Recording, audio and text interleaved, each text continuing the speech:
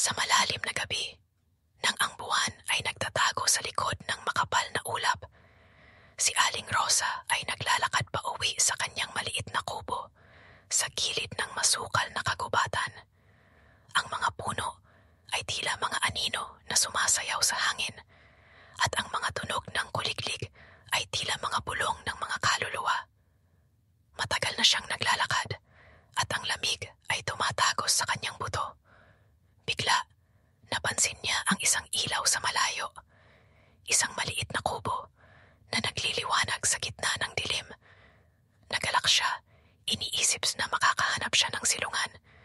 Nang malapit na siya, napansin niya ang kakaibang katahimikan. Walang tunog ng hayop, walang hangin na humahampas sa mga dahon. Ang ilaw ay tila nagmumula sa loob, ngunit walang anino ng tao. Kumatok siya sa pinto, ngunit walang sumagot. Binuksan niya ang pinto at pumasok. Ang loob ng kubo ay mainit at maaliwalas, ngunit walang bakas ng tao. May isang mesa sa gitna, puno ng pagkain na tila bagong luto. Nagugutom at malamig, naupo si Aling Rosa at kumain. Ang pagkain ay masarap, ngunit may kakaibang lasa.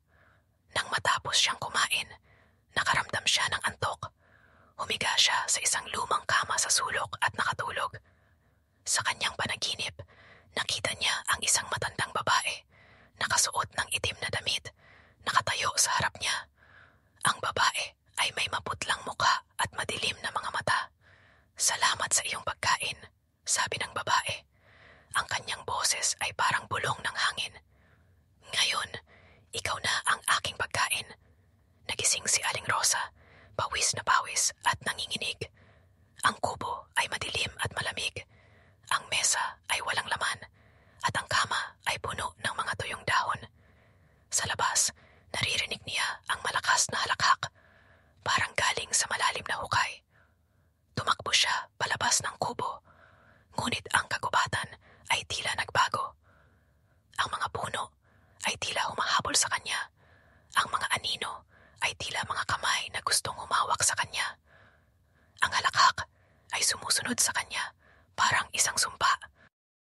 Nang makarating siya sa kanyang kubo, nakita niya ang kanyang sariling katawan, nakahiga sa lupa. Ang kanyang mukha ay puno ng takot.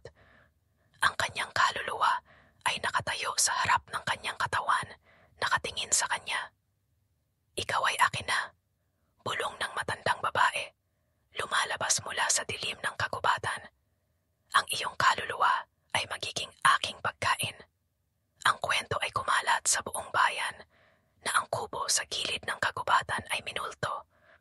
Ang mga tao ay nagbabala sa isa't isa na huwag lumapit sa lugar dahil ang kaluluwa ng